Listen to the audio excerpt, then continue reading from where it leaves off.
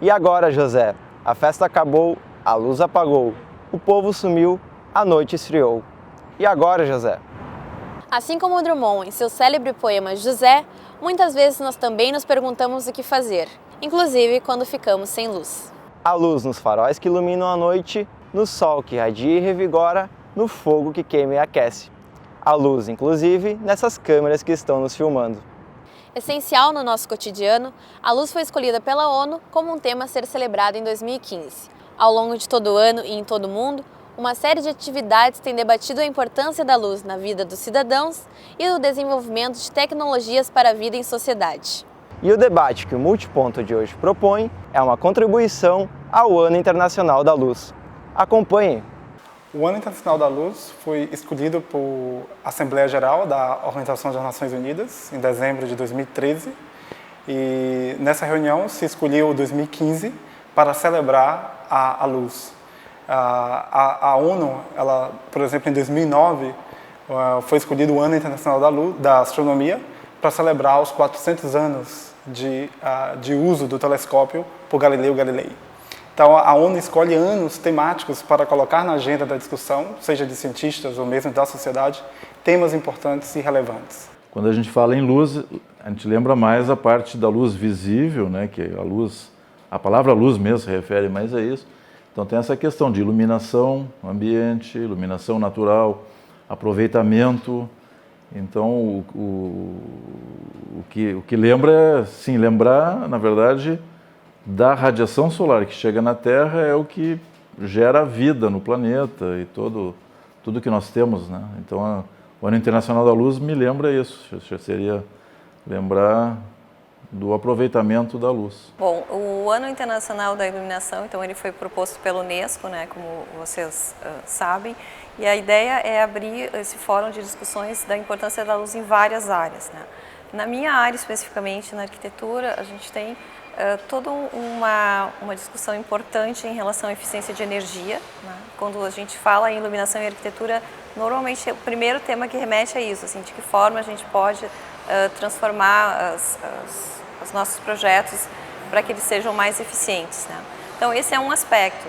O segundo aspecto que eu acho mais importante também em relação a isso é como a iluminação ela pode ajudar na arquitetura ao que a gente chama criar atmosferas. Então, criar atmosfera é aquela percepção do lugar que cria alguma emoção nas pessoas. Então, a luz ela tem, né, esse papel importante de emocionar, mas tem um terceiro aspecto que é o mais novo em relação ao tema de iluminação, que é justamente a relação que a luz tem com a saúde das pessoas, tá?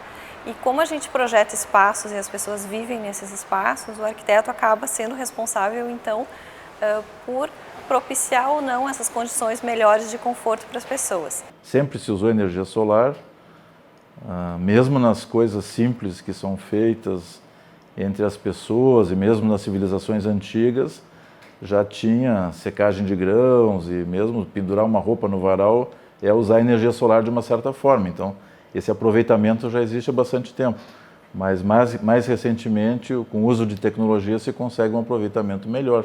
A gente não pode reprimir a evolução. Então nós temos alguns milhões de anos de evolução, em que o Sol ele nasce e ele se põe. E o nosso organismo todo ele é baseado nisso, nesse ciclo. Então hoje em dia nós temos, existe a possibilidade de nós termos uma iluminação dentro do ambiente fechado, por exemplo, como esse, e conseguir simular esse ábaco solar. Então isso é melhor para as pessoas. A própria luz artificial, também com o avanço da tecnologia, tem melhorado o seu desempenho energético. Então antigamente era fogo, lampião, né? Uma luz que até não está consumindo energia elétrica, mas está consumindo outro combustível, e através do fogo se tem uma iluminação precária, de uma certa forma. Depois vem a lâmpada elétrica de baixa eficiência, e que isso dominou o uso da iluminação por muito tempo. Depois surgiram as lâmpadas fluorescentes, são muito mais eficientes, e hoje em dia tem a iluminação de LED, que é mais eficiente ainda. Então, ou seja, houve um avanço no sentido de consumir menos energia para produzir a mesma intensidade de luz, né? Mas mesmo assim o uso da luz natural é melhor ainda, né? Para celebrar o Ano Internacional da Luz e promover o debate sobre as muitas formas e muitas aplicações que a luz tem em nosso cotidiano, foram organizadas na URGS diversas atividades. Na Faculdade de Arquitetura ocorreu a Semana Luz, com apresentações de filmes, exposições, palestras e workshops abertos e gratuitos ao público. A faculdade buscou debater temas como a importância da iluminação na vida contemporânea e as relações entre luz, fotografia e arquitetura. O LabSol, Laboratório de Energia Solar da URGS, também se preocupa com questões ligadas à luz. Entre seus trabalhos de pesquisa, destacamos o estudo da radiação e a captação de energia solar por meio de placas fotovoltaicas. O Observatório Astronômico da URGS está realizando o curso Astronomia e Astrofísica, Ciência e Cultura, voltado para participantes do programa Universidade para a Terceira Idade, que acontece até novembro. Então, nesse momento, eu e o Cláudio diretor e eu vice-diretor do Observatório, então nós estamos pensando numa série de atividades voltadas para celebrar o Ano Internacional da Luz. Por exemplo, a gente vai desenvolver oficinas com escolas de ensino de educação básica. Vamos fazer intervenções culturais e científicas na Feira da Redenção, onde a gente vai poder demonstrar as manchas solares e explicar para as pessoas o fenômeno da luz e como a gente pode interpretar a luz, né? Porque a astronomia ela é a interação de luz e matéria. Então a gente também está organizando uma escola de astronomia, um curso de difusão cultural, científico, voltado para a terceira idade, onde nós teremos temas temáticas, né, voltadas para a luz. Então a gente buscou o que a gente faz no dia a dia do departamento, do observatório, voltado para a educação científica, mas especificando temas relacionados com a luz e a interação da luz com a matéria, que é o nosso foco principal de pesquisa e também de ensino e de extensão. Eu acho que traz uma nova luz para realmente, né, de conhecimentos novos, de, vamos dizer assim, um despertar, né, para essas novas tecnologias que hoje temos e que não tínhamos antigamente. Nos reunimos todas as semanas, às segundas-feiras, e elas, grupos menores, grupão que tem agora, presentemente, 135, elas têm grupos menores que são os subprojetos, e elas estudam, e elas colaboram, e elas fazem entrevistas, e elas avançam no conhecimento e multiplicam o conhecimento. O workshop de hoje é um workshop de construção de luminárias com material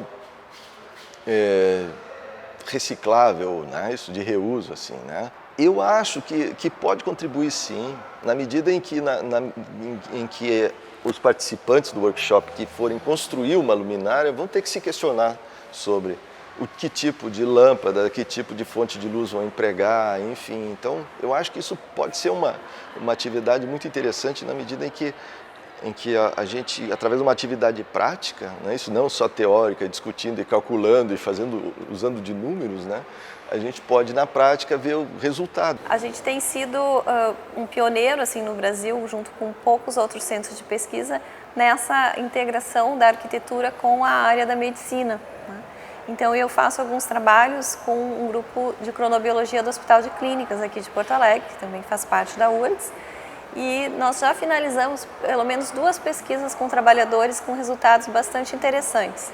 Então a gente comparou as funcionárias que trabalhavam em lojas na rua com 2 outros grupos, funcionárias que trabalhavam em shoppings entrando no turno da manhã e outras entrando no turno da tarde. Como isso influenciava tanto nas condições de humor dessas funcionárias.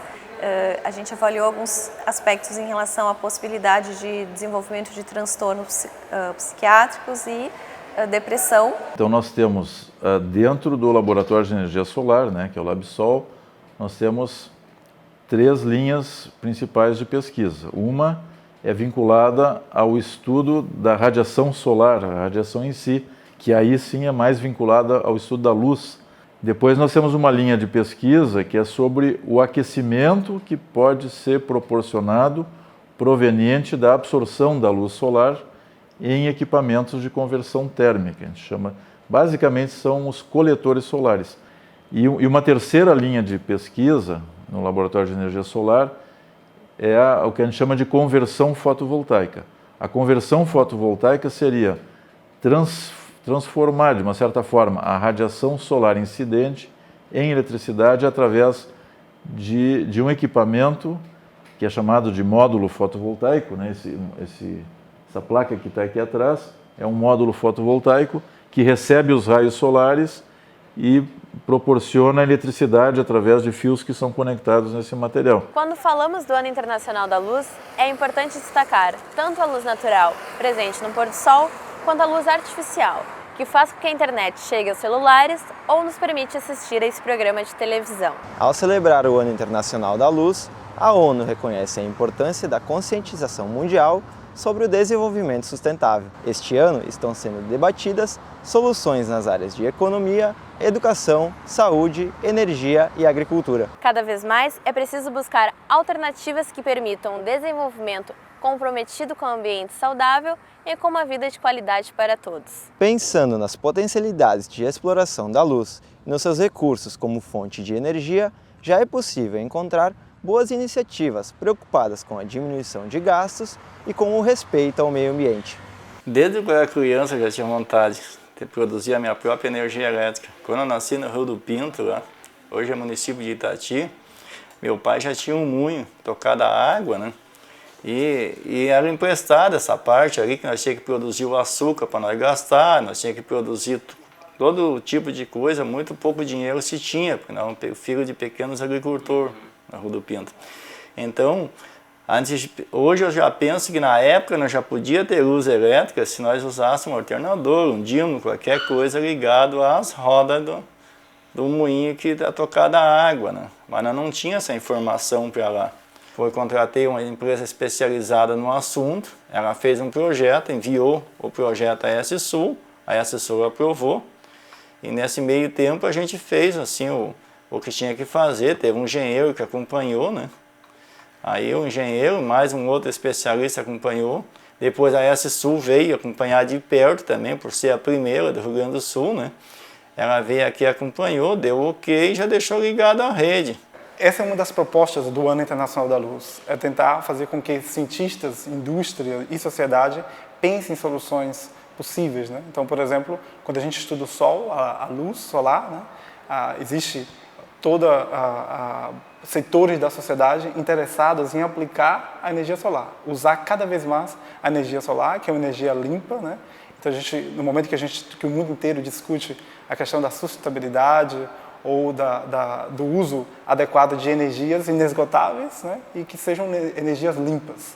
Então, o Ano Internacional da Luz, ele coloca na agenda da política também a possibilidade de transformar estudos científicos voltados no aproveitamento da energia solar em realidade aplicável no dia a dia das pessoas. O uso racional de energia é o que mais prevalece nesse primeiro momento. Então, as pessoas utilizarem muito bem a energia, utilizarem de forma racional, não consumirem de forma desenfreada a energia, eu acho que é o primeiro caminho para que a gente consiga melhorar tanto o uso, reduzir custo para o consumidor e gerar um benefício em prol da sociedade como um todo. E acho que o Ano Internacional da Luz é um bom motivo para que quem não começou, que comece a fazer isso a partir de então. Através de estudos que principalmente os arquitetos, quando vão projetar os prédios, sejam prédios comerciais ou prédios residenciais, né, ou mesmo até indústria, tinha que ter essa preocupação da utilização da luz natural sempre que possível e utilizar, então, no caso, o mínimo da luz artificial. Então é muito importante que as pessoas regulem ou tenham uma regularidade desses ciclos do claro e do escuro, ou seja, que procurem dormir com o quarto totalmente escuro, né? E que durante o dia elas peguem o máximo de luz natural possível, não necessariamente sol, mas luz. Né? Por quê? Porque é essa luz que vai estimular esse hormônio para que a gente tenha todas as nossas atividades e que esse hormônio também está relacionado às atividades motoras, à capacidade de concentração. Tá? Então, quando a pessoa ela não tem esse ciclo claro e escuro, ela fica desincronizada, a gente chama, ou seja, os hormônios não são produzidos da forma correta e uma série de processos metabólicos também ficam desequilibrados. Então, é muito importante a luz natural, né? E ao mesmo tempo é muito importante o escuro total de noite, né? A questão da sustentabilidade me parece uma questão importante, né? E também o que a gente tem visto muito são discussões a respeito dos efeitos sobre a saúde das pessoas de uma maneira geral, né? Porque a iluminação natural ela tem efeitos benéficos, digamos assim, conhecidos, né? E agora está se estudando muito também as questões dos efeitos da luz artificial. Tem dois focos, assim. A primeira é a questão de consumo energético, que é um lado da questão, de como gerenciar melhor a iluminação a partir disso. E a outra questão é a questão do LED, que todo mundo fala e liga o LED diretamente a essa questão de sustentabilidade. E até é verdade, é exatamente por aí. Mas a gente não pode esquecer que o LED é uma fonte luminosa e como toda fonte luminosa, ela é apenas uma ferramenta. E ela precisa de outros componentes, de outras vertentes para que isso se transforme num projeto. E, então, dentro dessa questão de sustentabilidade, eu uniria a iluminação ao LED, a automação, o uso da iluminação natural e outros sistemas. A gente entende que nesse momento onde a gente está vivendo aí uma escassez de chuvas, estamos tendo uma série de problemas de falta da principal fonte de geradora de energia, que é a geração hidrelétrica, toda fonte renovável ela é uma fonte bem-vinda. Então, energia eólica, energia solar são fontes renováveis de energia que vêm a contribuir para uma melhor geração, uma maior quantidade de geração.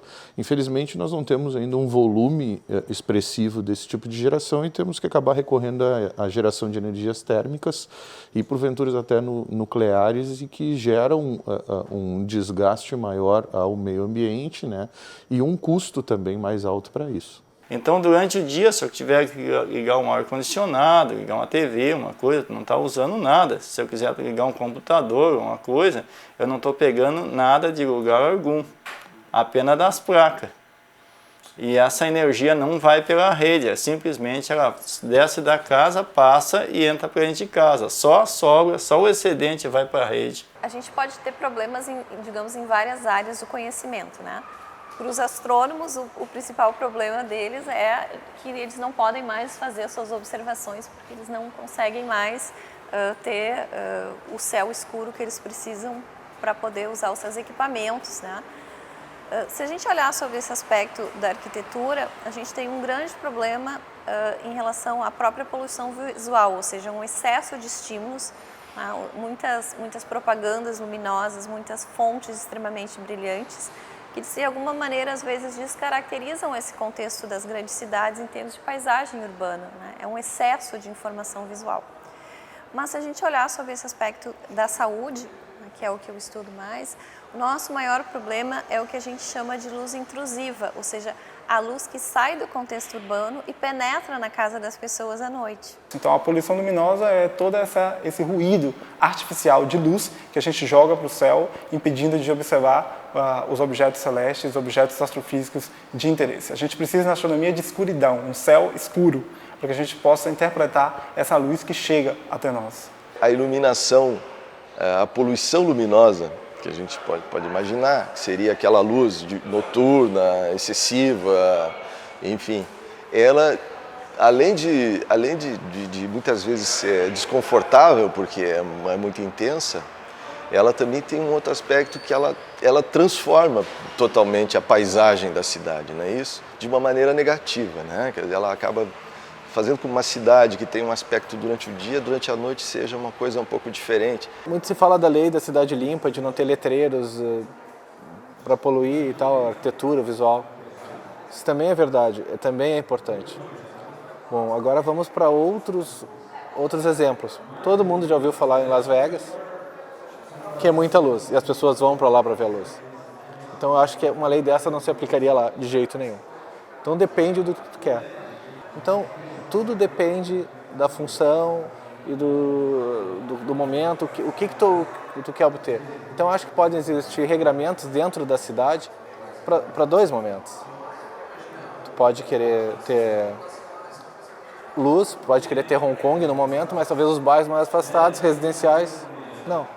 Muitos estados, como Tocantins, e outros aí que saiu essa semana, vários que saíram na internet essa semana, né, que foi tão isento do ICMS, mas pelo jeito do Rio Grande do Sul ninguém falou nada.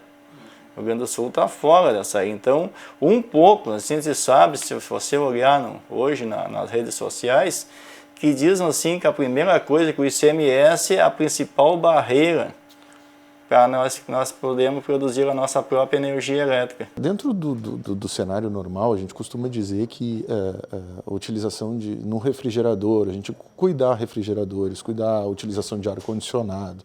Por exemplo, o refrigerador ele tem que estar constantemente fechado, evitar ficar abrindo e fechando o refrigerador, conferir as borrachas de vedação dos refrigeradores. A fiação interna de uma residência ela é muito importante, às vezes uma fiação muito antiga, ela além de consumir mais energia, corre um risco à segurança, né, podendo ocorrer curto-circuito. O ar-condicionado, não é que a gente diga não use o ar-condicionado, não é isso, né? Em épocas de calor ou de frio ele se faz necessário. Mas mantenha as portas fechadas, as janelas fechadas, para que se otimize essa energia. Obrigado pela companhia. E até o próximo Multiponto.